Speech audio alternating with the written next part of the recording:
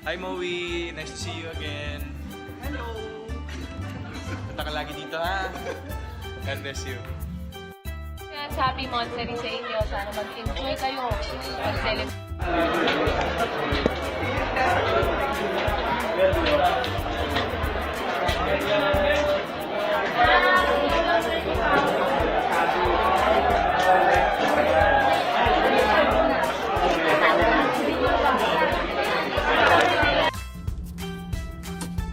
Hello mga Dabarkats. Happy Wednesday sa inyong lahat. At ayan, ako po muli ay nababalik sa isa na namang pag-Facebook live sa inyo. Ayan, ako nagbabalik si Meggy na dala. Tagal ko nang nawalan. Ang huli ko pa yata Meggy na episode ay noon pa bago pa kami pumuntang Italy. Ayan, kaya ako yung nagbabalik ngayon dahil tayo tutulong sa mga Dabarkats na namang problema. Ito, Ayan. May letter tayo at talagang totoong sulat ito galing sa isa nating Dabarkats na kailangan niya ng tulong. At ito na, Dear Meggy Vina, gusto ko pong, ang ganda ng sulat mo ha, Vincent Beltran.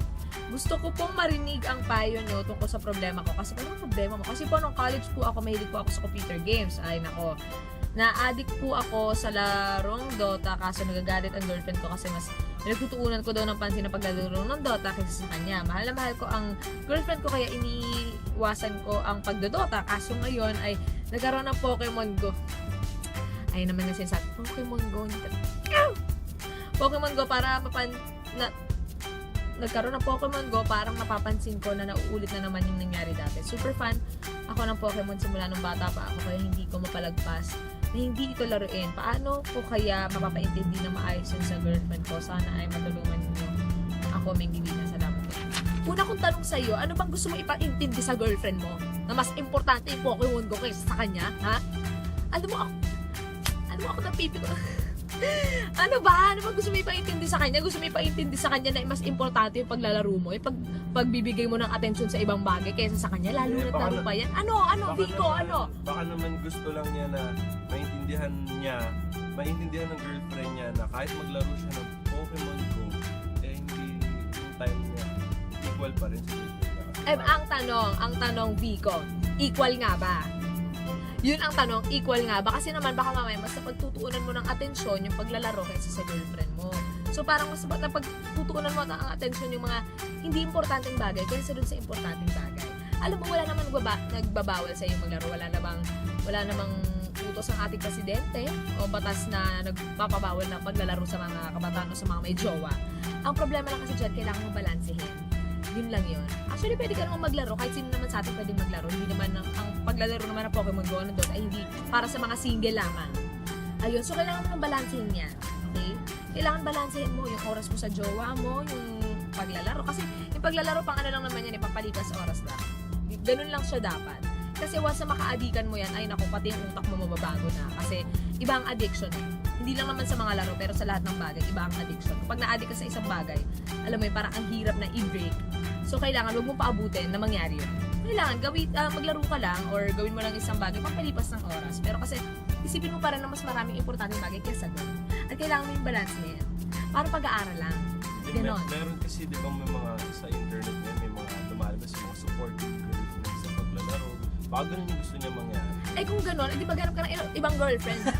Yung naglalaro din, ganon. Hindi kasi lahat ganon kasi hindi naman lahat ng babae suportado sa mga ganyang interest ng kanilang mga boyfriend. Kasi iba kasi personally, hindi kasi parang siguro na napipili niya na nawawalan ka ng oras sa kanya. Tapos, alam mo, Baka mamaya nagde-date sila, tapos habang nagde-date, ayun, go. ganon. Kunwari, nasa labas kayo, magde-date kayo. Syempre, gusto ng girlfriend mo na mag-spend kayo ng time together na alam mo yun, as in quality time. Hindi yung nag-uusap kayo, tapos ikaw, hawak mo yung Pokemon, uy, si Jigglypuff. Ano yun?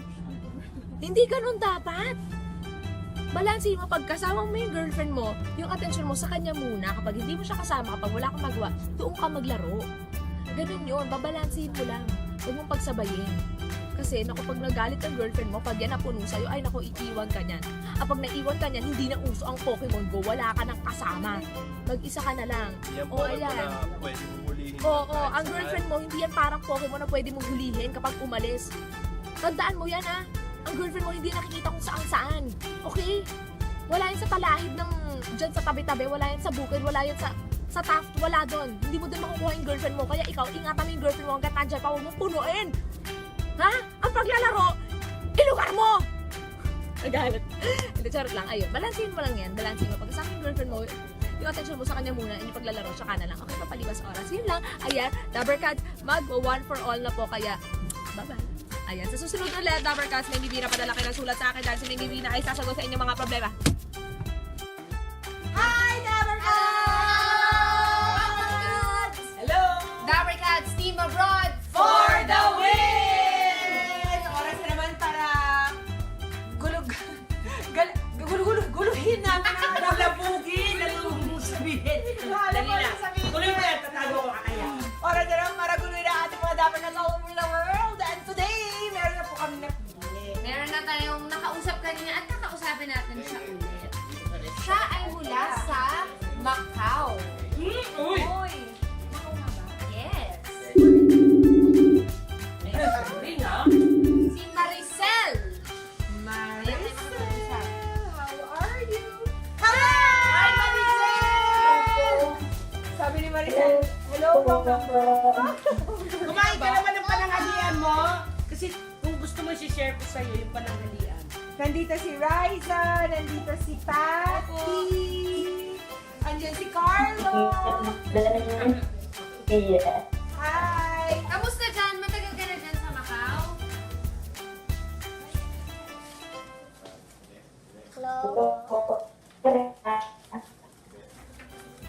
Parang naging robot na si Maricel sa Macau.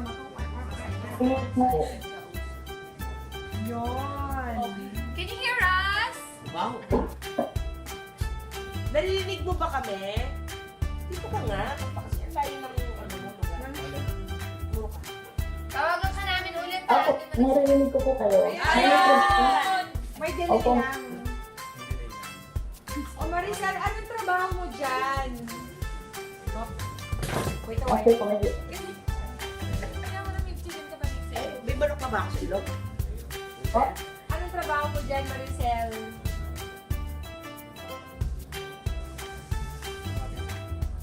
Tawagan ka na lang namin. helper po, ma'am. Helper po. Helper! O, bilisan na natin. Kung po. Meron ka pa bang pamilya dito, Na, Maricel? so, sige po. Tawagan na nga lang natin para... Sandali, oo nga mas naman. malinaw.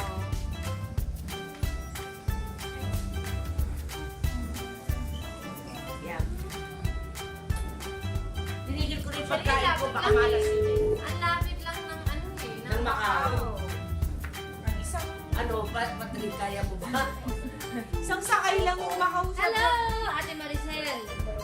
Ayan. Mas malinaw. Ayan. Gano'n ka na ho katagal sa Macau? 4 years na po, ma'am.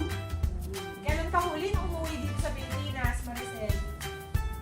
March 17 po, 2014 po. Matagal na yun. 3 years ago. Opo. Tama ba? 2 years ago. Ate Maricel, sinong Opo, pamilya ang naiwan mo dito sa Pilipinas? Ayun mga anak ko po, nasa Nueva Ecija po sila. Perfect. Perfect. Ilan sila, Maricel? 2 po, ma'am. 2 babae po. Okay. Ito, Maricel, meron kang chance para padalahan sila ng pera dahil mananalo ka today! Pili ka lang ng Dabber Thank Cats you na gusto po. mong magbigay sa'yo ng swerte. Andito si Dabber Cats Ryan, Wally, and Jose. Check ko lang kasi po. Jose! Alam mo talaga, Ay, favorite na wait, pogi. Pogi Okay, ka okay, ba? okay. Ayan, binubuksan na, binubuksan na, binubuksan na. Magkano? 10,000 pesos! Congratulations! Thank you po. Kausapin ka namin ulit Thank you mamaya po. ate. Kunin namin ang detalye kung kanino mo ipapadala, kung nasan yung mga anak mo sa Nueva Ecija. Opo, ma'am. Thank you po. Thank you, Maricel. Mag-ingat ka dyan sa Macau and we'll see you Salamat there. po. Thank you po. Thank you po sa eskwela niya. Okay mga Dabber Cats, tutok lang kayo dahil maya-maya sasalang ulit kami sa Bulaga! See you Yay! on television. Okay, lunch ulit, lunch. Bakit ganito itsura ng lunch ko? Adbog yun?